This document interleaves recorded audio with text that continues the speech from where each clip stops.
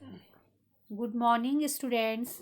बच्चों, आज मैं आपको हिंदी व्याकरण का 6 की हिंदी व्याकरण का चैप्टर नंबर 4 संज्ञा पढ़ाऊंगी। इससे पहले आपने चैप्टर नंबर 1 पढ़ा भाषा, व्याकरण और बोली, नंबर 2 पढ़ा वर्ण विचार और लेसन नंबर थर्ड पढ़ा शब्द विचार। और आज मैं आपको पढ़ाऊंगी संज्ञा। बच्चों देखिए, यहाँ पर आपको पिक्चर भी दे रखी है। और स्वाति कोलकाता जा रही है, सेब में मिठास है, घोड़ा दौड़ रहा है, अमित पुस्तक पढ़ता है। ऊपर दिए वाक्यों में बच्चों देखिए, आप देख रहे होंगे जो रेड पेन से लिखे हुए हैं वाक्यों में स्वाति कोलकाता, सेब वाले चित्र में देखिए सेब और मिठास, घोड़े वाले चित्र में देखिए घोड़ा, और अमित पुस्तक शब्द क्या है बच्चों? नाम और भाव को प्रकट कर रहे हैं, यानी कि जो चित्र है उसका नाम और वो क्या कर रहे हैं, इन भावों को प्रकट कर रहा है। तो सबसे पहले आप देखिए, स्वाति और अमित क्या है बच्चों? किसी के नाम हैं, व्यक्तियों के नाम हैं। और उसके बाद कोलकाता क्या है बच्चों? स्थान है। घोड़ा क्या है बच्चों? पशु का नाम है। सेब और पुस्तक क्या है बच्चों? वस्तु के नाम है। और मिठास क्या है बच्चों? भाव, जब उसको खाया तो क्या है? मिठास का भाव आया। इस प्रकार बच्चों संज्ञा की परिभाषा इस प्रकार बनी, किसी प्राणी, वस्तु, स्थान, गुण या भाव के नाम का बोध कराने वाले शब्दों को क्या कहते हैं बच्चों? संज्ञा कहते हैं। फिर से एक बार देखिए, किसी प्राणी, वस्तु, स्थान, गुण या भाव के नाम का बोध कराने वाले शब्दों को क्या कहते हैं बच्चों? संज्ञा कहते हैं। अब आगे आइए आप संज्ञा के भेद। संज्ञा के भेद देखिए बच्चों, व्यक्तिवाचक संज्ञा, जातिवाचक संज्ञा, भाववाचक संज्ञा और समूहवाचक संज्ञा। और नंबर 5 द्रव्यवाचक संज्ञा। सबसे पहले हम पढ़ेंगे नंबर 1 व्यक्तिवाचक संज्ञा। बच्चों, किसी विशेष व्यक्ति, स्थान अथवा वस्तु का बोध कराने वाले शब्द क्या कहलाते हैं बच्चों? व्यक्तिवाचक संज्ञा कहलाते हैं। जैसे गंगा, हिमालय। गंगा से क्या है? नदी का भाव पर, नदी का नाम प्रकट हो रहा है। हिमालय से पर्वत का नाम प्रकट हो रहा है। ताजमहल, मथुरा, रामायण, गीता है बच्चों। उसके बाद देखिए जातिवाचक संज्ञा, जो शब्द किसी वर्ग या जाति के सभी प्राणियों का बच्चों, चाहे वो किसी भी जाति का हो, स्थानों या वस्तुओं का बोध कराएं, उन्हें जातिवाचक संज्ञा कहलाती है। जैसे पुरुष से पुरुष जाति के बोध होता है बच्चों, स्त्री से स्त्री जाति का बोध होता है। लड़का, लड़की, घोड़ा, धोबी, मोची, किताब, ये सब क्या है बच्चों? जातिवाचक संज्ञा शब्द हैं। उसके बाद आइए बच्चों आप भाववाचक संज्ञा पे नंबर 3 में देखिए बुक में।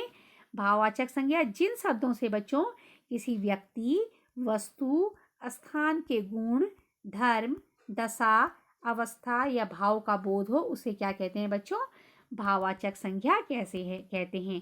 जैसे कि फल मीठा है, तो फल का भाव क्या पता चल रहा है? उसकी मिठास पता चल रही है।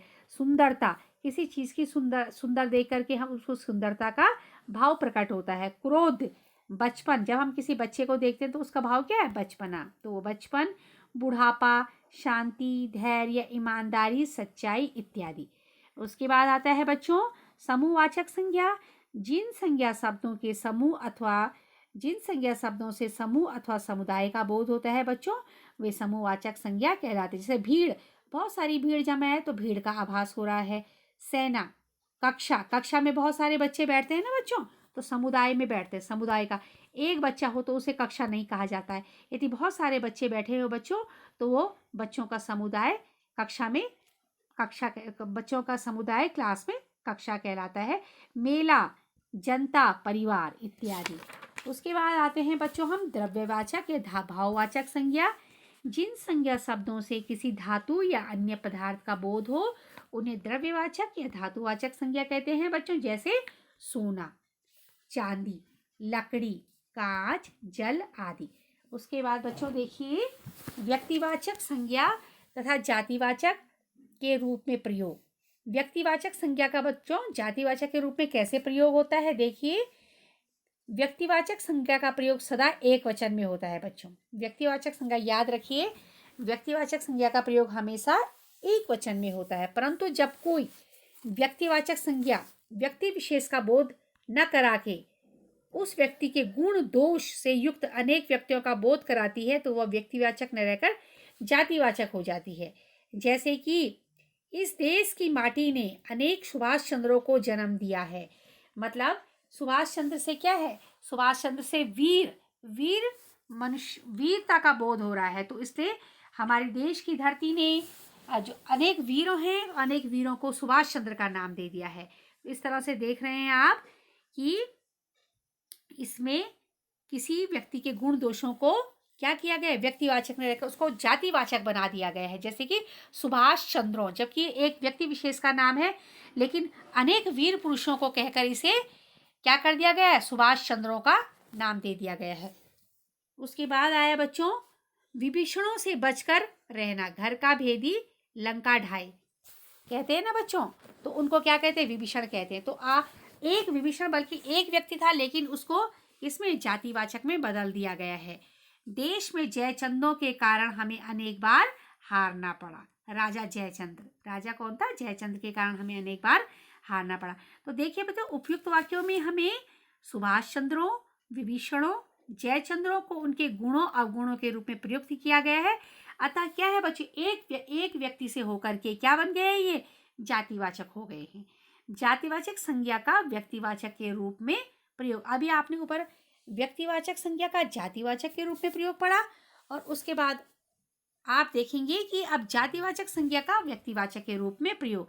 कभी कभी क्या होता है बच्चों कि जातिवाचक संज्ञा भी व्यक्तिवाचक में समान प्रयुक्त होती है। जैसे पंडित जी भारत के प्रथम प्रधानमंत्री थे। यहाँ पंडित जी जातिवाचक के संज्ञा के रूप में न होकर पंडित जवाहरलाल नेहरू के लिए प्रयुक्त किया गया है। क्या है बच्चों, पंडित जी तो बहुत सारे होते हैं, कई प्रकार के पंडित जी, लेकिन क्या है यहाँ पर पंडित जी किसके लिए किया गया है? पंडित जवाहरलाल नेहरू के लिए। तो जब जवाहरलाल नेहरू के आगे पंडित लगे तो एक किसके लिए प्रयुक्त हुआ है? ये एक व्यक्ति के रूप में हो गया है।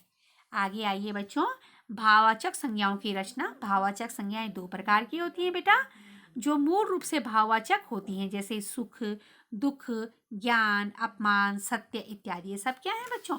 भाव, जो अंदर से हमें भाव प्रकट होते हैं। उसके बाद जो शब्द अन्य शब्दों जो कि अन्य शब्दों से बनाई जाती हैं, जैसे बच्चों मित्र से क्या बनती है? मित्रता।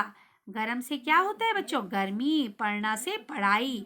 भाववाचक संज्ञाएं बच्चों 5 प्रकार के शब्दों से बनाई जाती हैं। नंबर 1, जातिवाचक संज्ञा से देखिए बच्चों भाववाचक संज्ञा कैसे बनाते हैं। जैसे जातिवाचक संज्ञा है बच्चों व्यक्ति, और भाववाचक संज्ञा क्या बन गया बच्चों? उसका व्यक्तित्व। दास, और दास क्या है बच्चों? जातिवाचक संज्ञा, और भाववाचक संज्ञा क्या बन गई उसकी? दासता। जाति, जात्यता। मित्र, मित्र जातिवाचक संज्ञा है, जबकि उसका भाव क्या है बच्चों? मित्रता। पंडित, पांडित्य। देव, देवत्व। आगे है बच्चों सर्वनाम से भाववाचक कैसे बनते हैं। सर्वनाम देखिए आप, अपना, अपनापन, और अहम, अहंकार, मम, ममता और ममत्व। सर्वनाम शब्द है निज, तो भाववाचक बन गया बच्चों इसका निजत्व। पराया, परायापन। सर्व, सर्वस्व। ठग, ठगी। आगे देखिए बच्चों विशेषणों से, अभी आपने सबसे पहले पढ़ा जातिवाचक से भाववाचक, सर्वनाम से भाववाचक। अब देखिए विशेषणों से भाववाचक कैसे बनाया जाता है। विशेषण है बच्चों अच्छा, और इसका भाववाचक संज्ञा क्या बन गया? अच्छाई। उसके बाद है मूर्ख, मूर्खता। चतुर, चतुराई। आवश्यक, आवश्यकता। निर्धन, निर्धनता। साधु, साधुता। उसके बाद देखिए बच्चों आप क्रिया से कैसे भाववाचक संज्ञा बनाई जाती है। जागना से जागरण। थकना क्रिया शब्द है बच्चों थकावट।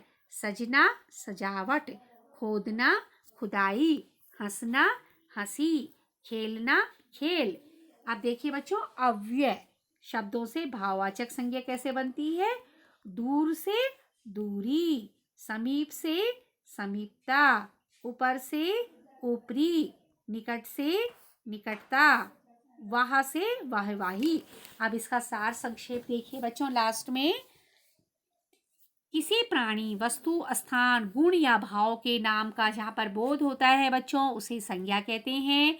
संज्ञा के 5 भेद होते हैं: व्यक्तिवाचक संज्ञा, जातिवाचक संज्ञा, भाववाचक संज्ञा, समूहवाचक संज्ञा, द्रव्यवाचक संज्ञा। व्यक्तिवाचक संज्ञा होता है बच्चों जो किसी व्यक्ति विशेष, स्थान, वस्तु का बोध कराते हैं बच्चों उसे व्यक्तिवाचक संज्ञा कहते हैं। जातिवाचक संज्ञा वो होती है बच्चे जिसमें किसी प्राणियों, स्थानों, वस्तुओं का बोध कराए उन्हें जातिवाचक संज्ञा कहते हैं। और भाववाचक संज्ञा वो होती है बच्चों जिन शब्दों से किसी व्यक्ति के, स्थान के गुण, धर्म, दशा का बोध हो बच्चों उन्हें भाववाचक संज्ञा कहते हैं। समूहवाचक संज्ञा भी होती है बच्चों जिससे समूह का ज्ञान हो, जैसे कक्षा में बहुत सारे बच्चे बैठे हैं तो बच्चों का समूह कक्षा कहलाता है। उसके बाद द्रव्यवाचक है बच्चों जिन शब्दों से किसी धातु, द्रव्य या पदार्थ का बोध होता है उन्हें द्रव्यवाचक संज्ञा कहते हैं। व्यक्तिवाचक और जातिवाचक संज्ञा यथावत बनी रहती हैं किंतु भाववाचक संज्ञाएं अन्य पदों से भी बन जाती हैं। तो बच्चों देखिए अब आपको चैप्टर नंबर आपका 4 हो गया है और हमने आपको पढ़ाया है, पर इसका मतलब ये नहीं कि आपने केवल सुना और उसको फिर से आपने रीडिंग नहीं किया, समझा नहीं। जो पीडीएफ आपको भेजी जा रही है उसके क्वेश्चन आंसर लर्न भी कीजिए बेटा, क्योंकि हम आपके अब टेस्ट भी लेंगे, बीच में हम आपके टेस्ट भी लेंगे, आपको बताएंगे कि आपका टेस्ट कब लेना है और हम आपको लेसन लर्न करने के लिए देंगे। और लर्न करने के बाद आप क्या करोगे उसको हम आपका टेस्ट लेंगे और हम उसको चेक भी करेंगे। Thank you.